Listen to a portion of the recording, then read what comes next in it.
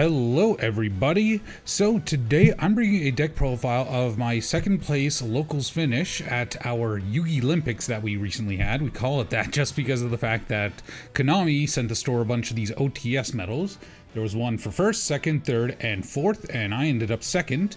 I went 5-1, losing only to the eventual winner, who's playing Branded Despia in a 6-round event. And so let's get right into it. I will talk about my matchup spread a little bit into the video, but for now, we are on Swordsoul Tenyi, and as such, we are playing 3 Moyi, 3 Long Yuan, double Taya, and double Ecclesia for our Swordsoul monster package. So I felt 2 Taya feels correct because you need at least 1 for the Hulk Fibrax play, and you also don't want to accidentally banish your 1 off of Desires.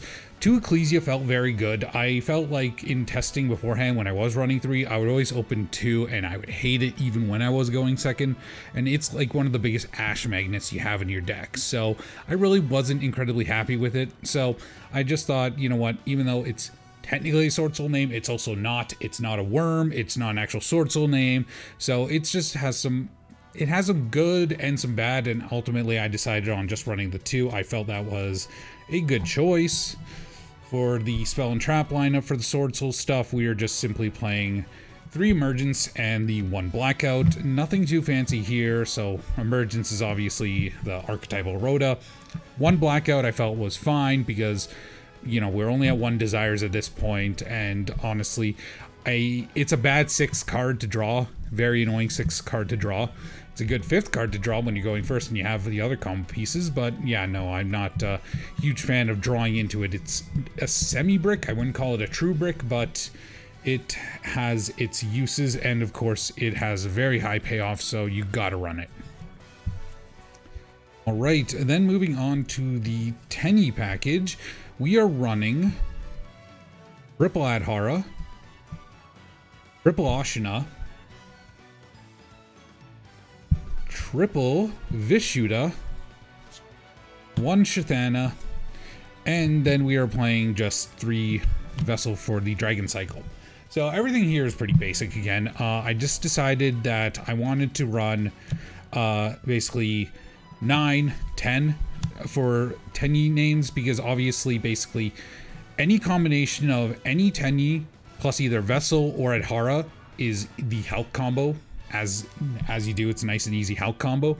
And Shathana actually really came up in a few cases where, for example, you would Moyi reveal, they would ogre you or destroy Moyi through banishing it with the branded Ice Blade Dragon or other means, like just other means of removal.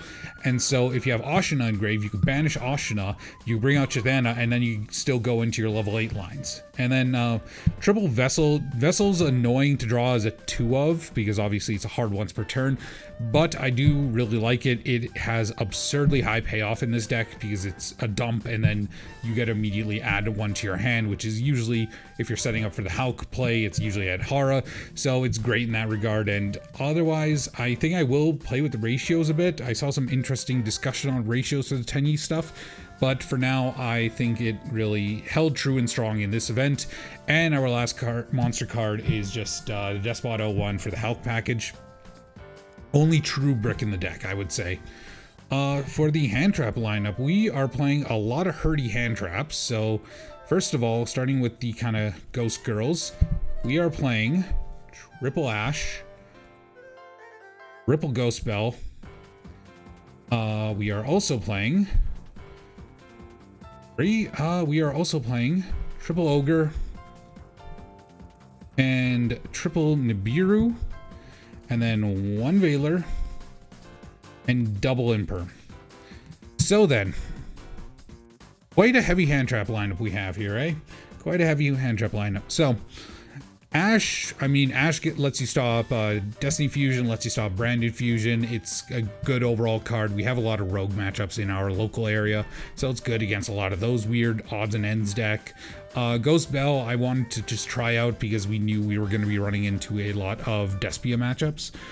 Ghost Ogre is also good. We did have a few a few adventure package people running around, so I wanted to have a solution for that. And in addition to that, Ghost Ogre did pull its weight in some other odds and ends matchups, so I appreciate it for that.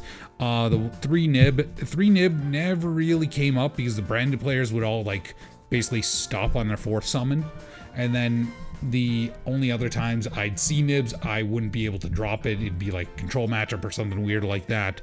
So unfortunately, didn't really get it perform. However, it's also great because we have a lot of like hero players and things like that where nib is just super high impact.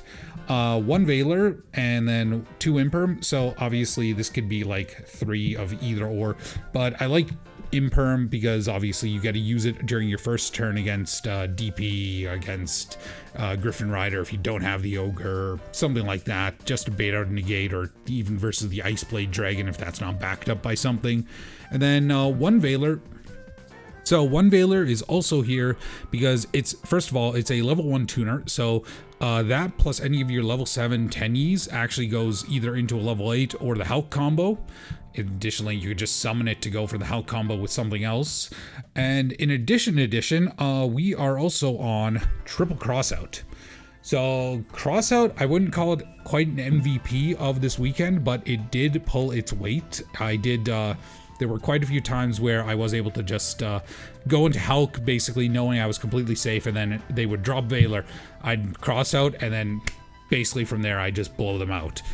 So I dug crossout. It is a bit annoying to draw multiple again, but I mean, honestly, it's having that just card that says stop a hand trap, and we're already playing basically every hand trap that's relevant right now too. It comes in so clutch. So I'm happy with my decision to play it. I think that it's catching on overall, but you know, obviously metagame trends tend to shift and change over the course of the metagame. Then for the final 2 spells, we're just playing 1 Called By, 1 Desires. So Called By, good for hitting like DP, Scythe, hand traps, of course, except for Imperm.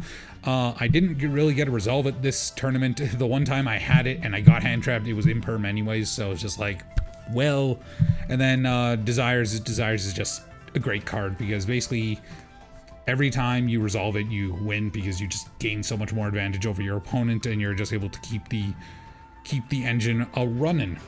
Moving on to the extra deck, we are playing first of all Hulk package. So obviously I got my nice alti Hulk here and Auroradon, so obviously that's pretty self-explanatory. We are playing 2 Monk of the Tenyi. I think I'd like a 3rd. I'm not playing Shaman either because extra deck space is just super tight, but you know, 3rd never came up in this instance in this tournament, so I'm happy about that, but I don't think 3 is incorrect. Then we are running for level 10s Baron, the Supreme Sovereign Cheng Ying, and Sinister Sovereign Long Yuan. So Baron's pretty self-explanatory. It's an Omni Negate, it's level 10, it's great for breaking through boards, especially being able to be made super easily with this deck. And even one little gimmicky play I like with it, I didn't side it in this event, but if you side Lancia, you use Lancia your first turn, then they pass to you, you Baron, you do things, and then from there, what you can do, you can actually use Baron's like tagout effect to put itself back into the extra, bring back Lancia, and then send Lancia from your field to the graveyard immediately, and then they can't banish anymore. So that really hurts a lot of kind of either rogue decks or decks that you know are gonna just give you problems like Flow Under Ease or PK or something like that that really likes heavy banishing. So yeah, another little thing to consider. Also, you can do that with Scythe too, which is disgusting. Cheng Ying, the Supreme Sovereign, it's your 2/3 Trish. It's an OTK button. It works great with Blackout. I love him, but you also don't really make him as often because this guy is absurd. Sinister Sovereign Long Yuan. For those who don't know, it has an effect that, first of all, anytime you synchro summon a worm, draw 1 card once per turn, of course. The other thing it gets to do is it gets to banish when your opponent activates either a spell, trap, or effect, or they special summon a monster, you get to banish that spell or trap, and you get to banish one of those special summoned monsters. So if it's pendulum summon, you don't get to banish everything, unfortunately. But what that means is when they go into doing all the Aramesir adventure stuff, you could just get rid of the thing that searches Griffin and just not have to deal with that nonsense and burn them for 12. And honestly, the burn adds up pretty quick because most of the time you're making this with Long Yuan, so that's 12. Then they take at least another 12, so 24, and then maybe one more, that's 36. That's a lot of damage, and I mean, it's also relevant because of time and everything. But in addition to that, you get to banish, say, Meow Meow Mew for Prank Kids matchups. You get to banish just all kinds of problematic cards that you really don't want to have to deal with.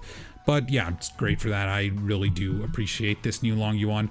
And most of the time on the first turn board, I'm making this over Baron. Like, it's that good. And also, that's another reason I like the cross help, because yeah, you usually want to make Baron just to not get nibbed, and especially if you don't have the Tenyi extension in hand. But if you at least have this backed up with a cross out, then you know you're good to go. Moving on from there, we're playing just two Swordsoul Grandmaster Chijiao. Pretty self-explanatory, great consistency card, good little threat to leave on the board too. I do like him a lot. Then we have the Yang Zing package, so that's one Xiaofeng, double Baxia, and a Yazi. So you need at least one Baxia for the Hulk combo and one Yazi for the Hulk combo. However, they can also come up a lot in their own independent scenarios. Baxia gets a lot of use in this deck, especially being made off Taya. You get that double spinning your opponent's cards back into their deck, and it's chain blocked, so really appreciate that. Xiaofeng, of course, can be used to light lock people, and yeah, that has come up because I actually had the information that someone I was playing against had a Gamma in their hand because they tried to use it, and then I ashed them, and then yeah, they could Gamma again, but they also tried to Gamma my Baxia, so I was able to just bring back successfully brought back Adhara after negating the Gamma with that Ash Blossom. Then it made Xiaofeng, and it's like boom, everything else completely safe. And then Yazi is also untargetable, which is one little nice thing about it. But then, of course, it's good at busting board. It's good at, of course, being used as fodder for the Hulk combo. But it's another card that I think is really important and really underlooked outside of the Hulk combo. It's something you don't want to sleep on. I am also working with, shout out to my boy Thomas. I am also working with Thomas to try and make a consistent dark Xiaofeng play. But we haven't quite got there yet. Everything is like super obtuse, requiring like a 4 or 5 card combo. So we're not quite there yet, but hopefully we will find that. Finally, for our last two synchros, we're running one Draco Berserker because this card's good. It's kind of an OTK button. It's another good level 8 in the scenario where you don't really need a Baxia, but you already made Chijiao for the turn because it gets to banish monsters. And then, of course, I had actually used its battle effect, where basically you get to run over an opponent's monster, you gain their attack, and then you get to attack again. So I think I boosted him up to 6,000. I beat over the Ice Jade Dragon, or Ice Blade Dragon. Then I attacked his Verte for games because it was a 5,500. And yeah, no, that was really nice. So, oh, and of course you could turn this thing into Monk because Monk only needs a effect. Let's see, actually. One non-link Tenyi, sorry. So yeah, it is a Tenyi for that. And then finally, Herald of the Arclight. Herald comes up for the Hulk plays, and you're also able to make it so that your opponent can't droplet you from hand, kind of limiting their options when it comes to how many targets, not targets rather, but how many cards they can negate with it. And so yeah, I really dug it. I didn't really come up too much, however, I think it's still a very good card, and it just didn't really perform this time, but I don't think I would change anything but extra at the moment. Moving on to the side, we are running Triple Rivalry. Triple Rivalry is good because, honestly, contrary to popular belief, you really don't need, live or die by the Hulk combo. The worm stuff is still really strong, and especially if you're choking out your opponent because they make their adventure token, and then as soon as they try to summon something else, you just rivalry them. Yeah, it really puts a hurt on, and then you're basically good to go. I also, of course, am playing the perennial, the always good triple evenly match, because a lot of the disruption in this format, it's not negation, it's not hard negation, so you don't need Dark Ruler no more, really. It's more disruption via Battle Butler. Griffin's basically the only negate, but even Ogre can handle that. You know, other things like that. So I like evenly. Just a board busting, of course, is great against just random floodgate decks. Triple draw, because there's a lot of stuff that likes to add stuff, and triple contact C. Contact C was a bit of a last minute addition. I just wanted to try it. I never saw it in any of my matchups though, which was very unfortunate. It is what it is, but yeah, I think I'll give it another go, see how it goes. And then finally, for the last 3 cards, I am playing double Cosmic and a single Harpy's Feather Duster. So our locals tends to have like Mystic Mind Burn, Pacifist, like a lot of random kind of floodgate decks, so back row removal is kind of necessary alongside the evenly match. So that's all these are here for. Like, no one wants to basically lose or even worse, tie going in time against someone because they are sitting on Field Barrier Mystic Mind. Konami, please ban Mystic Mind, by the way, thank you.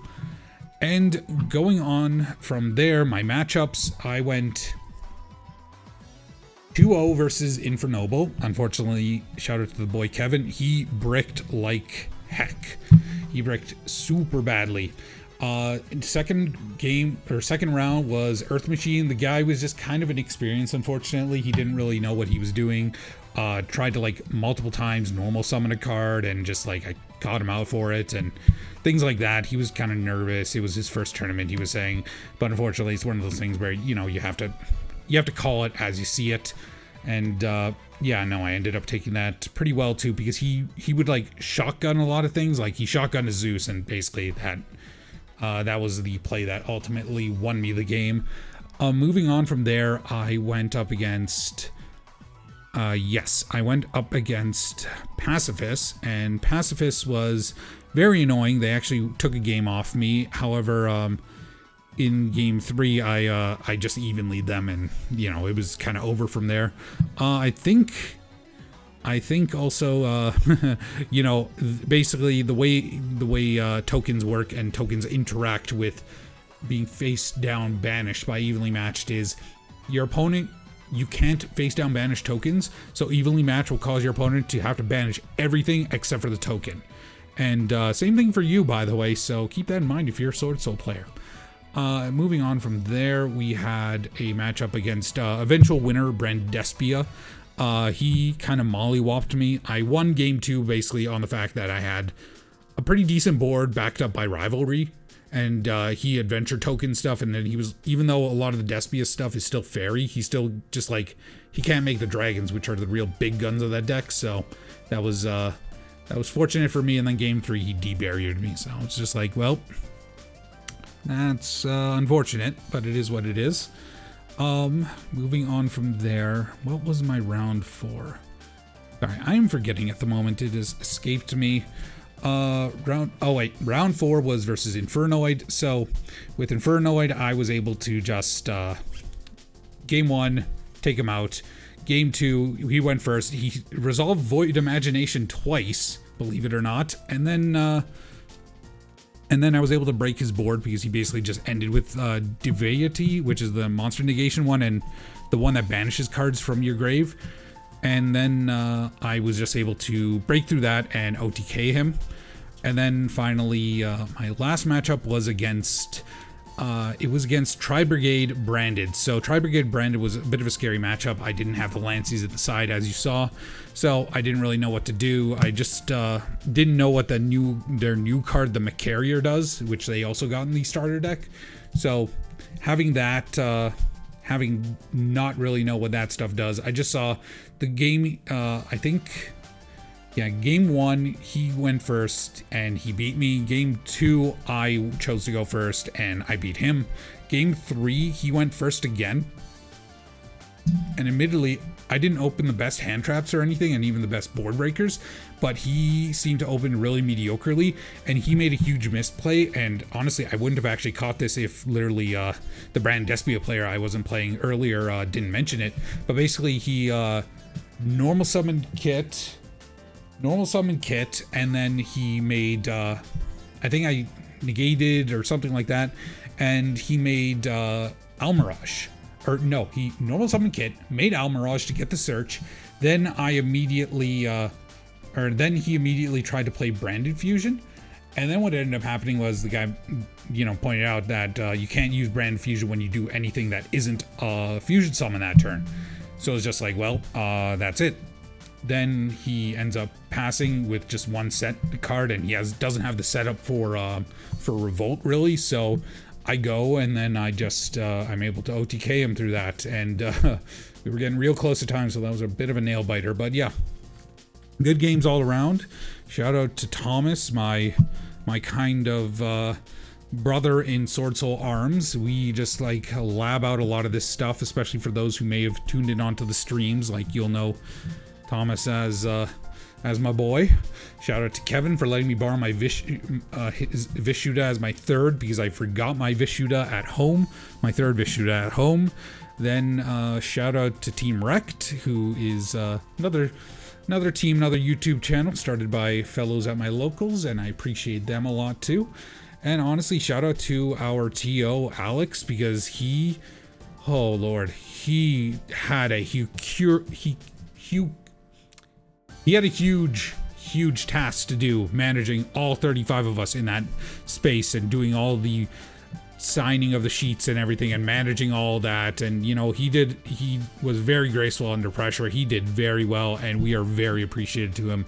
I need to buy that man a drink or a steak or one of each. And yeah, shout out to the rest of the boys and everyone else there. We had a really good time, and honestly, yeah, just super psyched about it, super happy with it. And I love my locals, and I'm so happy that so happy to shoot for the medal. Anyways, the point is, eat your Wheaties, play Sword Soul, and play the deck with only one Garnet in it. Anyways, have yourselves a great day. See you later. Take care. And Sword Soul best deck.